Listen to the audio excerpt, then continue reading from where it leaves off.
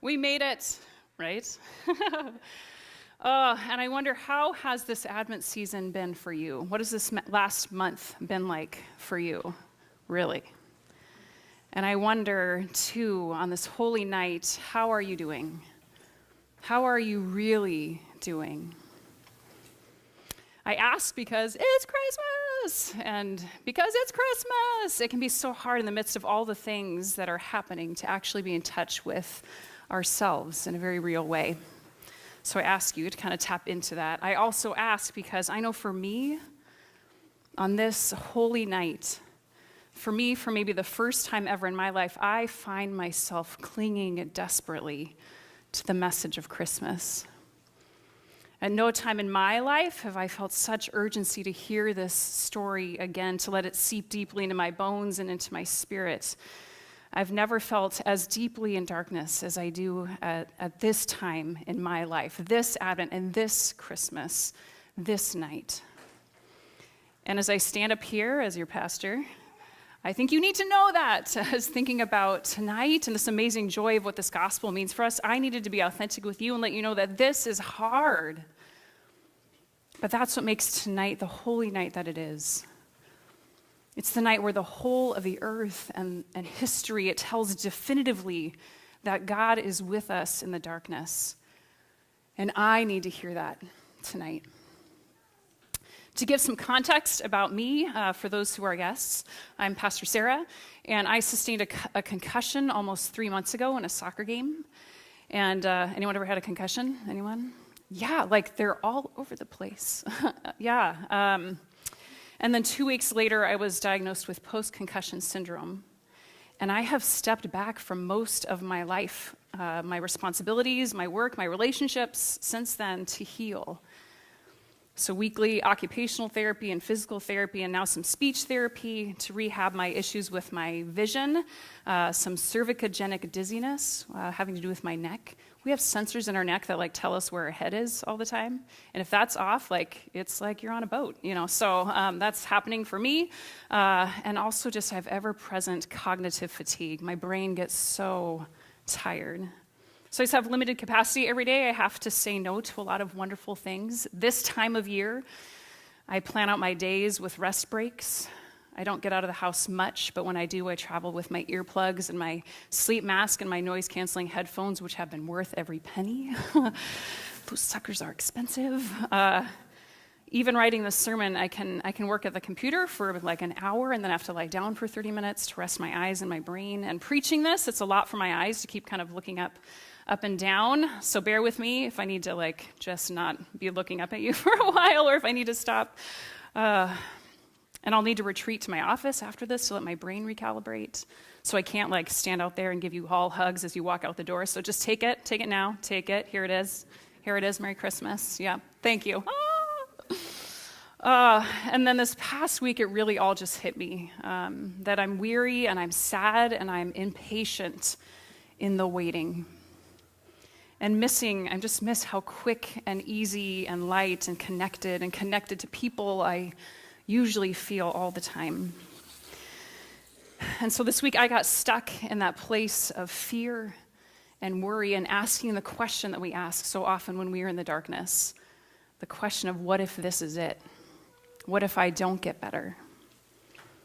And I got stuck there. And it was in that moment that I knew that I needed to just start this time and share that with you. And so for me, I'm owning that as I stand up here with the sound of the Christmas gospel echoing in this room, I'm preaching a sermon that I need to hear tonight, which is always true. Let's just be honest about that. With every sermon that I preach, it's true for every preacher out there. We're this is what I need to hear, and you guys get to listen in. But I feel acutely aware of this tonight, and I want you to know that I'm acutely aware of that.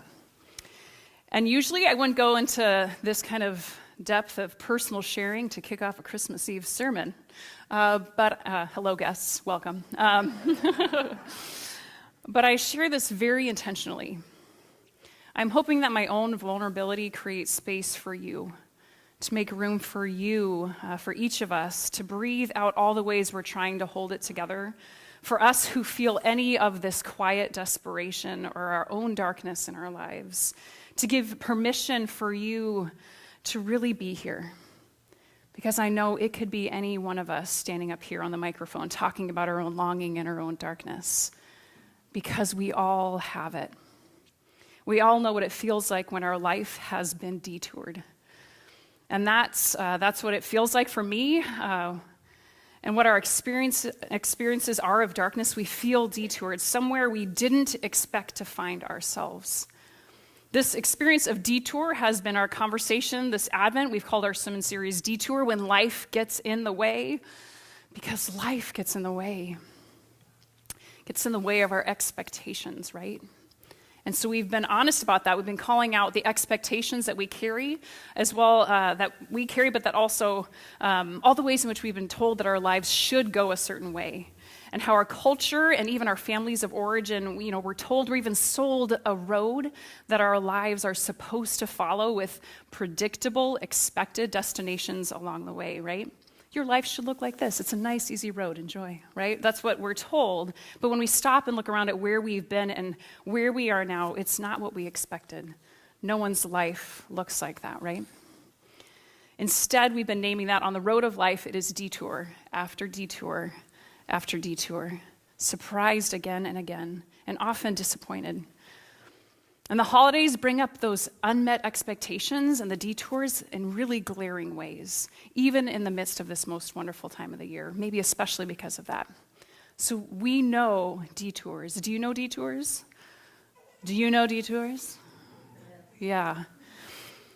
This is us. This is life. And so I just wonder if tonight, if you're willing to join me in this, join me on this detour, not just mine, but to be here and own how life has gotten in the way for you. How is your life not what you expected? What are the detours that you're living in now?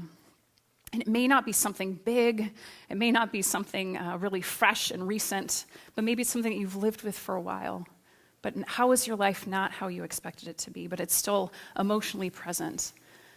We've been asking this question all month here at Salt House as we've journeyed toward the manger, and now that it's Christmas Eve, we show up on our detours together in the darkness, letting them be present with us, and tonight we get to it, in a sense. We get to listen for what Jesus' birth tells us about our times of detours. So my friends, are you willing to go into all of this with me? Are you willing to go into all of this with me? Spoiler alert, I'm going to do it anyway, but having you along for the ride would be nice. So then with intention, we all take a deep breath and just let ourselves consciously hold the detours that we're living in, big things, small things, which is wholly vulnerable work to do. So we breathe deeply, letting ourselves be present, and we get to it. Are you ready? Are you ready? When I ask, I really am looking for an answer, if you haven't noticed. Okay, good. So we join Mary and Joseph on this road to Bethlehem because that road, perhaps no other moment in history, has been more of a detour, right? So to get to it, we actually are going to first turn to one of the many voices throughout history who have shaped Christmas to be what we know it to be today. Because what we experience today as our celebration of Christmas, it has been shaped by centuries of shifting practice and shifting theology, so it's not always been like this. So let's look at one of those shifts that happened historically. It isn't a ship, but that'd be kind of fun. So perhaps the most significant shift in theology and practice for Christmas came in the 13th century. So jump back with me 800 years. So the first 1,200 years of Christianity, the great Christian feast of the year, hands down, it wasn't Christmas, it was Easter, yes. So the whole Holy Week leading up to Jesus' resurrection, there was such celebration. I mean, that was the big deal moment of the year because they saw Easter as the great feast where everything was made right, celebrating how Jesus died, redeeming everyone, sins were forgiven, and we were okay with God because of Jesus. But around the year 1200, a man entered the scene named Francis of Assisi. Are you familiar with St. Francis? He's the monk that you see in your neighbor's garden, right? The little statue with the animals, because he's the patron saint of ecology, a title honoring his boundless love for animals and for nature. What you probably don't know is that how, when it comes to Christmas, Francis changed everything. He popularized what you and I take for granted as the big Christian celebration of Christmas. In some ways, it has become more celebrated than Easter.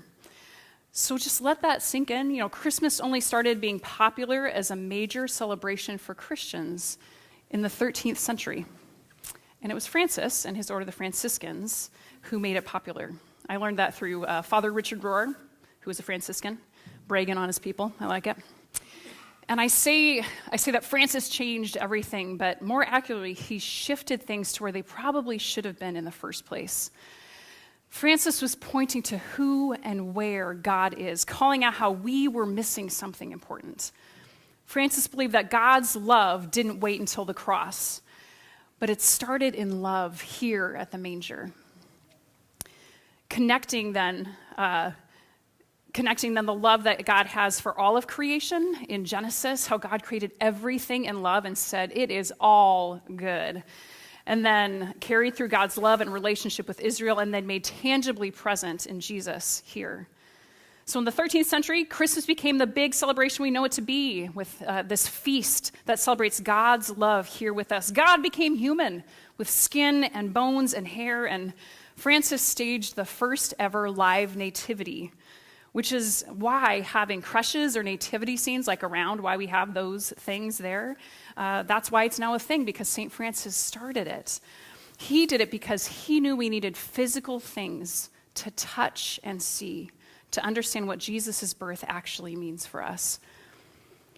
What Francis pointed to, and what the mystery we celebrate today is saying, is that the divine has chosen its hiding place in the world, and that place is in all material things. All material things. And that's the real kicker that we still miss sometimes because it is just so mind-blowing. It's not just that God became Jesus, but it's that God said yes to the material universe. God said yes to physicality, to our own skin and bones and hair and stretch marks and body odor and dogs and cedar trees and grass and oceans, that it is all filled with the divine. So the incarnation is a universal principle. The whole of the universe bears the mystery and the light of God. That point is summed up now in the body of Jesus. God is saying, I am here in the stuff of this earth, all of it.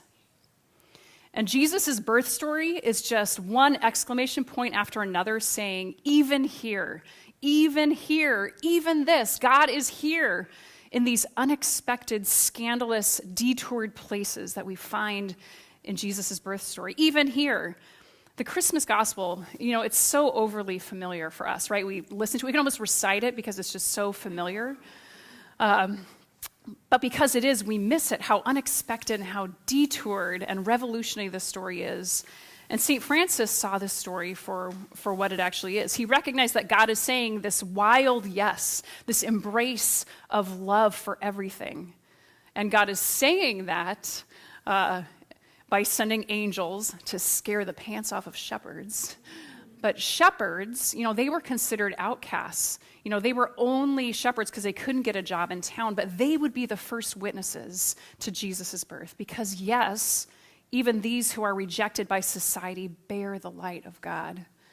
That Jesus was not born in a palace among the wealthy and the powerful like the true king he's supposed to be, but surrounded by animals who are just as filled with the light of God. And that Mary, a woman, becomes the centerpiece of the story, this collaborator with God in birthing the divine into the world. At that time, women were seen as property, but God partners with the woman because even in those whom society has given no value or voice, here is the light of God. And that God would come in the messy, agonizing wonder of human birth. God grew in a uterus and emerged out of a woman's vagina in blood and fluids and holy mess of childbirth. Jesus could have skipped all that, right? Like, I'll just show up as like a 3-year-old, okay? But God is saying yes to all material things, all of it. Here, God says, is the holy. What the mystery we celebrate today is saying is that divine has chosen its hiding place in the world, and that place is in all material things. All material things. So I bring this up tonight because even though St. Francis detoured Christianity in a glorious way, effectively shifting the theology and practice of Christmas 800 years ago, even though Francis did that and it's been 800 years and we've heard this story of Jesus' birth before, I still think we've not fully taken this Christmas detour with St. Francis. And my friends, it's time. It's time to live like the divine is hiding in everything and everyone around us. It's time. This is a detour that we actually need to take, that the divine has chosen its hiding place in the world, and that place is in all material things. And to be people then who live and embody that, who embody what it means that God is not just in the safe, middle-class, white, put-together, well-behaved, healthy, predictable world, but God is at the edge too. Not just in those who have it all together or have much of anything, but among those who peer by all of our standards to be detoured.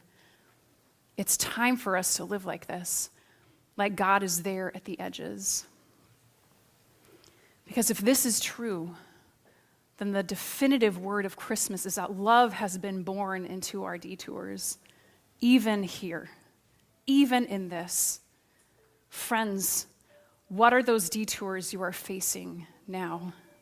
What are those detours besides a phone call coming in? What are those detours that you're facing now? Even here, love has been born even into these places that we are living in now. All the ways that we feel outcast, rejected, alone, voiceless, broke, or broken, powerless, out of control, grief-stricken, weary, or just not on the road that we thought we would be on. That is where love meets us, because God is in everything, even and especially the edges, our detours. Not because God made those detours happen. Life gets in the way, right? But God finds us even here. And to be clear, it's not obvious that love finds us here in these times, right? And it's hard to wait in the darkness. It is hard to walk a road that we've been detoured on, not knowing where it's going, not knowing when we'll find the relief or resolution we hope for, not knowing if it will ever come. But Christmas invites us to know that it is there, to look for it, to be ready for it. And that's what you and I think we're still preparing for always. That's the eternal Advent that we're living in. It's always Advent for us. We're always waiting to see God's light and love revealing itself through the stuff of our lives and our world.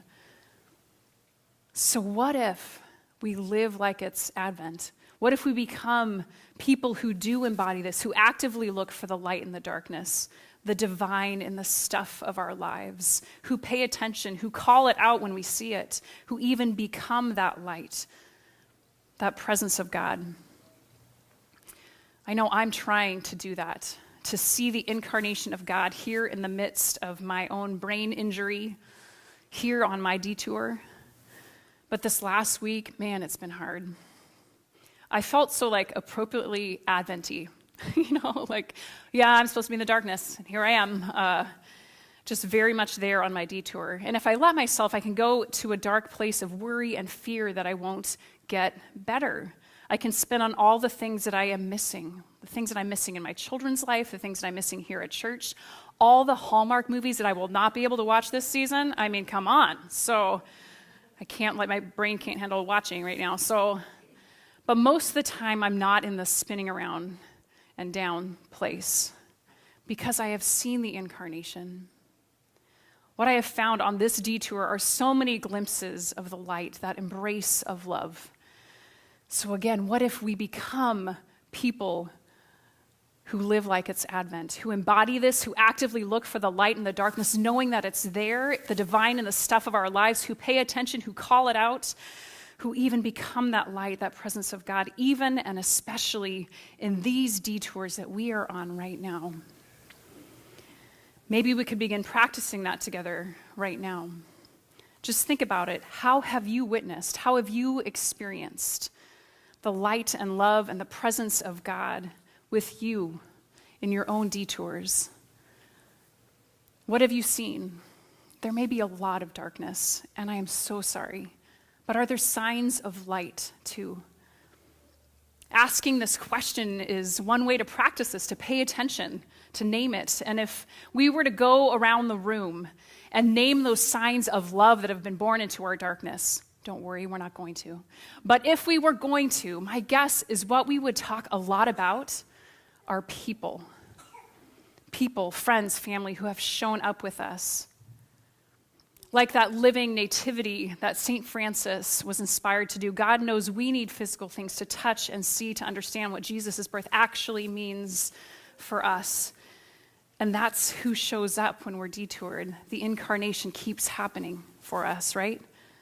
The incarnation isn't just something that happened 2,000 years ago, but it's something that continues to happen every time the light and love of God is embodied in you and me. When we say the yes that God has said to the light that is in all things, including ourselves and including one another. Christians often say that Jesus came to kind of save our wretched, fallen creation, but I think the story of God points to the goodness of God's creation that is in us and all around us. And Jesus came in a body to become one of the many physical reminders we need to see that it is all around us. Has this been your experience? People showing up on the road with you and showing you the incarnation of God. Has this been your experience?